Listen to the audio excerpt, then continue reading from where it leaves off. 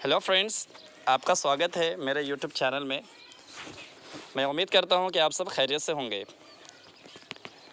Class start करने से पहले हम एक छोटा सा रिकैप लेंगे। इससे पहले वाले क्लास में हमने पार्ट्स ऑफ स्पीच के 5th और 6th पार्ट को डिस्कस किया था। 5th और 6th पार्ट ये एडवर्ब और प्रीपोजिशन है। अब आज की क्लास में हम जो है कंजंक्शन और इंटरजेक्शन को डिस्कस करेंगे। ये 7th पार्ट्स ऑफ स्पीच है। 7th part, conjunction. A conjunction is a word that joins two words, expressions or sentences. Conjunction का मतलब एक साथ होना या एक साथ जोड़ना है। कंजंक्शन का मतलब एक साथ होना या एक साथ जोड़ना है। कंजंक्शन के ज़रिया दो अल्फाज या दो सेंटेंस यानी दो वर्ड्स को या दो सेंटेंसेस को या दो एक्सप्रेशन को जोड़ते हैं, उसी कंजंक्शन यानी कि जिस चीज़ से हम दो वर्ड्स को दो सेंटेंस को जोड़ते हैं उसको हम कंजंक्शन कहते हैं। और कंजंक्शन का अर्थ क्या निकला? जोड़ने का, यानी जोड़ने का काम करता है। तो ये सारे वर्ड्स कौन कौन से हैं देख लें। And, but, still, yet, so, therefore, for, before, after, till, because, that, if, etcetera.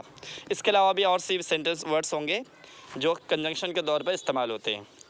फ़िलहाल इतने ही पढ़ते हैं। चलिए इसको हम समझते हैं सेंटेंस के ज़रिए। एक सेंटेंस है, Rita and Reena are going to school. Rita and Reena are going to school. हमने रीता और रीना दो वर्ड्स हैं, दो नाउन्स को हमने जोड़ दिया। रीता और रीना स्कूल जा रहे हैं, ठीक है। यू और आई मस्ट गो अवे। तुम या मैं ज़रूर जाएंगे, ठीक है। हम दोनों में से कोई एक जुड़ जाएगा। तो ये यू और मस्ट को जोड़ दिया, उसमें कंजंक्शन है और। यू और आई, इसमें और जो है दो वर्ड्स को जोड़ा। आगे हम देखते हैं, ही रैन फास्ट। ये एक सेंटेंस है, he ran fast. But he miss the train, और दूसरा सेंटेंस है, ही मिस द ट्रेन। इन दोनों सेंटेंस को हमने जोड़ा है बट से। He ran fast, he miss the train, उसके साथ हमने जोड़ दिया बट से। वो तेज़ दौड़ा लेकिन ट्रेन मिस कर गया। समझ में आ रही बात? तो ऐसे सेंटेंस को हम समझ में आ गया। सभी ये जो वर्ड्स हैं बट और एंड, ये सब क्या कहलाते हैं? कंजंक्शन कहलाते हैं।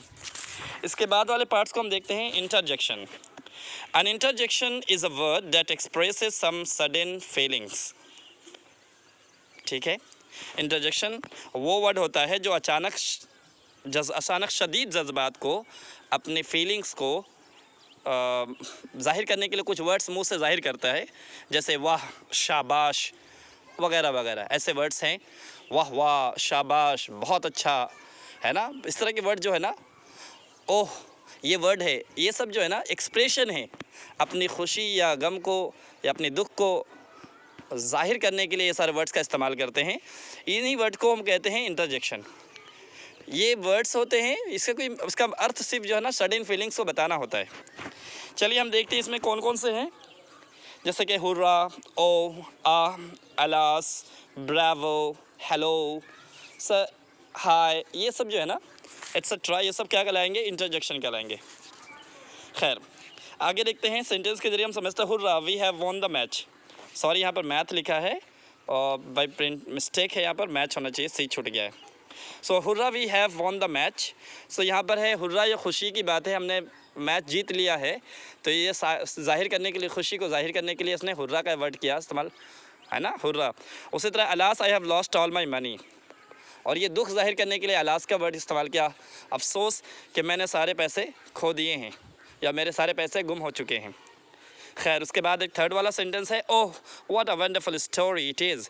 ये खुशी को ज़ाहिर करने के लिए कि स्टोरी बहुत ही अच्छी है, उसको ज़ाहिर करने के लिए ओह का वर्ड इस्तेमाल किया, वाह, है ना। तो आगे हम देखते हैं, अरे के वर्ड मतलब उसके मतलब, अरे क्या ही अच्छा और क्या ही खूबसूरत कहानी है ये। आगे देखते हैं। आई hope you understood my lesson here. आगे हम लोग पढ़ेंगे। अब हम सेकेंड पार्ट की तरफ मूव करते हैं। सेकेंड पार्ट लिसनिंग एक्टिविटी है। Listening activity, that's a very important activity. You will listen a short video clip, okay, in English, and try to understand English and pronunciation of the speaker, and try to understand the meaning of the speaker, okay. This is the activity of listening. So it goes here, listen it. Come on. Thank you, Mr. Speaker. My name is Arkham Al-Deed, MYP from Leeds. Mental health, a motion that we've debated time and time again, a campaign that we've dedicated a lot of work towards. Why? Because we care about the future of this country. We care about the future of the young people of this country. And that is why I want to stand here and speak on a motion that I believe affects us the most, and yet we don't know about it. And that's the issue of Kashmir. Over 100,000 people have been killed. Women have been raped. Children have been blinded by the cruel and inhumane use of pellet guns. And yet, NYPs, you might be sitting there rightly thinking, that's got nothing to do with my future. That's got nothing to do with this country.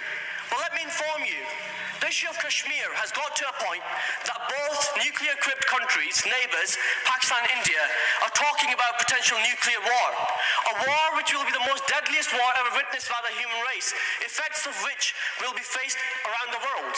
And I don't want you to think for a second that I'm exaggerating this situation. These are not my assumptions. These are the statements made by the Prime Minister of Pakistan, Imran Khan, in his speech in front of the world leaders just last month in the United Nations. NYPs, I urge you to not stand with the Kashmiris, to not stand with Kashmir, because it might have a devastating effect on this country, or it might have an effect on the future. But I want you to stand with Kashmir. I want you to stand with the people of Kashmir, because we live in a country that's built on the notion of self-respect, individual liberty, tolerance, and most importantly, democracy. Then why is it when over 8 million Kashmiris are imprisoned in their own homes and can't leave their homes to get medical attention, can't leave to get education, that we stay silent? Why is it that when the right of self-determination is stripped off the people of Kashmir, we stay silent? We live in a country that doesn't just follow human rights, but it promotes human rights across this globe. So I urge everybody to stand up and speak up, and that's when we will have freedom, and we will protect our environment and this planet. Thank you.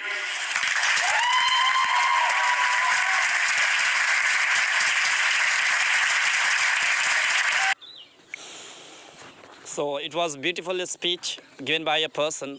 What a lovely speech he has given about the people of Kashmir. Okay, I hope समझ में आया होगा आपको। अब आगे हम लोग पढ़ते हैं कुछ ट्रांसलेशन के सेक्शन की तरफ। थर्ड सेक्शन है ये इंट्रोगेटिव। हम पढ़ेंगे यहाँ पर इंट्रोगेटिव सेक्शन के बारे, इंट्रोगेटिव सेंटेंसेस के बारे में।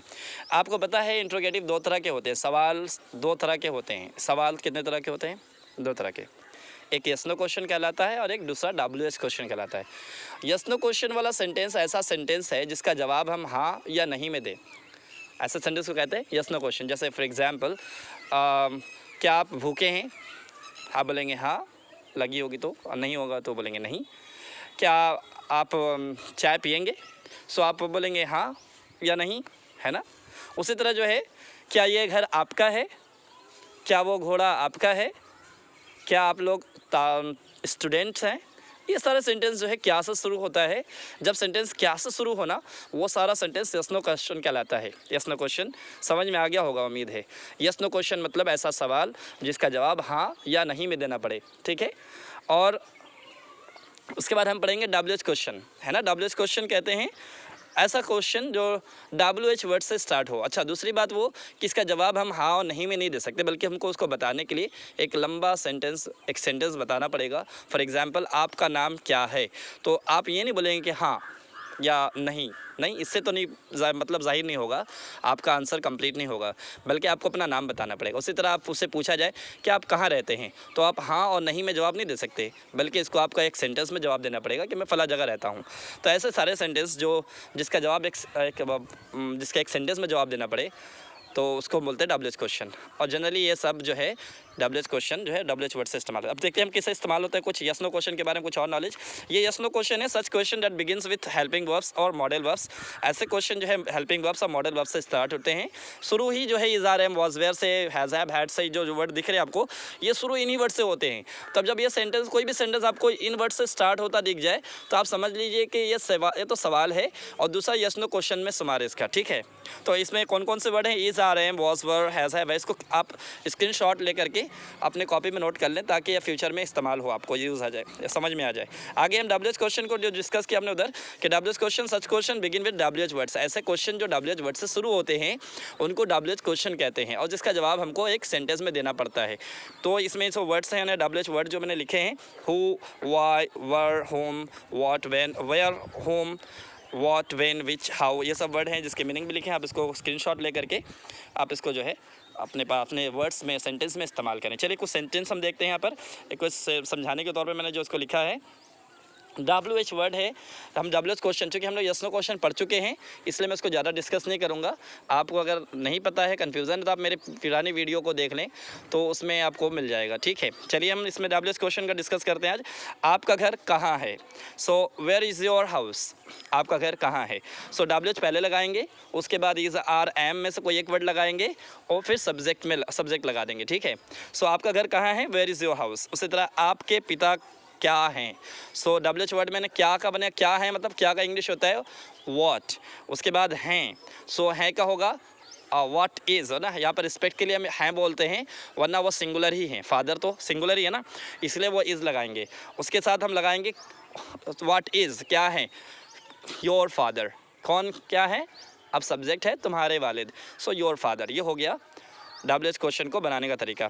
उसी तरह आपका घर, जो मैंने इसमें बताया था आपका घर कहाँ है, सो हम पूछेंगे कहाँ है का सवाल पहले, कहाँ का वर्ड लिखे, इंग्लिश लिखेंगे वेयर। उसके बाद है, चूँकि है सिंगुलर है इसलिए हम इज़ लगाएंगे, वेयर इज़। उसके बाद आपका घर, योर हाउस। ठीक है, सेंटेंस इसी तरह ईजी बनते हैं। आप इसको देख लें, ये क्वेश्चन कुछ लिखे हैं, आप इसका स्क्रीनशॉट ले लें और इसको जो है घर पे होमवर्क करें। ठीक है, करेंगे तो इंशाल्लाह बहुत ज़्यादा आपको इम्प्रूव होगा। खुद भी सेंटेंस आप बनाएं, 10 क्वेश्चन और भी अपने से बढ़ा के बनाएं ताकि आप उसको खुद सेंटेंस लिखें। अच्छा, अपने क्वेश्चन जो आप लिख रहे हैं आप उसको मेरे कमेंट बॉक्स में भेज दें ताकि मैं उसको देख करके उसका रिप्लाई कर सकूँ। ठीक है, करेक्ट कर सकूँ। I hope you will understand it और you can make it. Okay, अगर कोई भी कन्फ्यूज़न हो तो आप मेरे कमेंट बॉक्स में देकर बता सकते हैं कि फ़ला चीज़ मुझे एक बार फिर से बता दें। सो इंशाल्लाह I will try my best to make you understand it again और रिपीट द वीडियो अगेन इंशाल्लाह। Okay, so now next one becomes the fourth part is the vocabulary and word stock। ये part भी बहुत important है। आप रोज़ाना 10 meaning याद करें और रोज़ाना उसको इस्तेमाल करें ताकि वो आपके लिए यूज़ में रहे। ठीक है, आपके जहन में रहे, वरना सारी चीज़ें कॉपी में रहेंगी और मोबाइल पे रहेंगी, आपके अंदर आ जाएं, ये असल चीज़ है। ठीक है, चलिए वर्ड्स हैं आपके लिए। शट द डोर, दरवाज़ा बंद कर दो। ओपन द डोर, दरवाज़ा खोल दो। गो टू बेड, सोने जाओ। गेट अप, उठ जाओ। कीप क्वाइट, खामोश रहो। एनीथिंग एल्स, कुछ और? ऑफ कोर्स, क्यों नहीं। ऑफ, लेट्स गो, चलो चलें। नोट डाउन, लिखो या ध्यान में रखो। उसी तरह जो है ब्रिंग इट, इसे लाओ। सो आप इसको नोट, इसका स्क्रीनशॉट ले लें, इसको नोट कर लें कॉपी पे और इसको याद करें। याद करने का तरीका, पहले आप जो है ना 5 मरतबा इसको एक बार 5 मरतबा देख के पढ़ें। शट द डोर में दरवाज़ा खोल दो। ओपन द डोर, दरवाज़ा शट द डोर में दरवाज़ा बंद कर दो। ओपन द डोर, दरवाज़ा खोल दो। गो टू बेड, सोने जाओ। कि बाद लोग उसको पता नहीं ट्रिक क्या होता है इस्तेमाल करने का, याद करने का, इसका मैं ये ट्रिक बता दूँ। तो इस तरह जो है इसको याद करना है, पहले 5 मरतबा देख कर, फिर उर्दू को हाइड कर लेंगे और इंग्लिश को पढ़ेंगे। शट द डोर मतलब होता है, सोचेंगे शट द डोर मैंने दरवाज़ा बंद कर दो। ओपन द डोर मतलब होता है नहीं देख के देख लें और दरवाज़ा खोल दो। इस तरह जो है फिर इंग्लिश को हाइड करेंगे 5 मरतबा, फिर पूरी कॉपी बंद करके फिर सोचेंगे मन में कि क्या याद किया आज। तो ये आई थिंक ये 10 साल के लिए इनफ हो जाएगा, 15 साल के लिए इनफ हो जाएगा। इसको सही से आप याद करेंगे तब और उसको यूज़ भी करेंगे तब। ठीक है इंशाल्लाह। Next one, come to the next one, the pronunciation section पे चलते हैं। इट्स वेरी इंपॉर्टेंट पार्ट और बहुत इंपॉर्टेंट पार्ट है। आज हम कुछ अलग सा सुनेंगे, सीखेंगे इंशाल्लाह। चलिए देखते हैं, हम लोग पढ़ेंगे आज साइलेंट ई के बारे में। Okay, every vowel has different sounds, हर वॉवेल का अलग अलग साउंड होता है। Some are long sound and some are short. कुछ इंग्लिश में जो है ना, इंग्लिश दूसरे लैंग्वेज से थोड़ा सा हटके है, इसमें थोड़ा सा ना जो स्ट्रेचिंग का सिस्टम होता है, स्ट्रेस डालना पड़ता है, किसी पर जोर दे के कहना पड़ता है, किसी को कम ज़ोर से कहना पड़ता है। तो कहीं पर हम लंबा खींचना पड़ता है, कहीं कम खींचना पड़ता है, तो इससे जो है वर्ड बहुत क्लियर होते हैं, समझ में आते हैं। चलिए वो आपको देखते हैं। We never say E but it is use to produce long vowel sound. जब लास्ट में वर्ड में ई हो ना तो हम उसको प्रोड्यूस नहीं करते हैं, बोलते नहीं हैं, पढ़ने में तो नहीं आता, लेकिन उसको उसकी वजह से वो वर्ड जो है ना लंबा हो जाता है वो वर्ड। हम देखते हैं, उसको समझते हैं एग्जांपल की मदद से। पहला एक वर्ड है plan, PLAN, plan. So speak after me, plan, plan. और अब हम जोड़ेंगे इसमें ई तो हो जाएगा plane, plane, just like aeroplane. Plan, plane. आपको समझ में आ रहा है? आगे देखते हैं Tim, Tim, Tim is a name of a boy, Tim, Tim. Now we use E, it's not produce, हम इस तरह नहीं पढ़ेंगे टीमी, टीमी नहीं पढ़ेंगे बल्कि टाइम, टाइम। ओके, सो आई इसमें स्ट्रेच हो जाएगा। फिर आगे देखते हैं cap, cap, it's a cap not cap. Okay, cap, cap.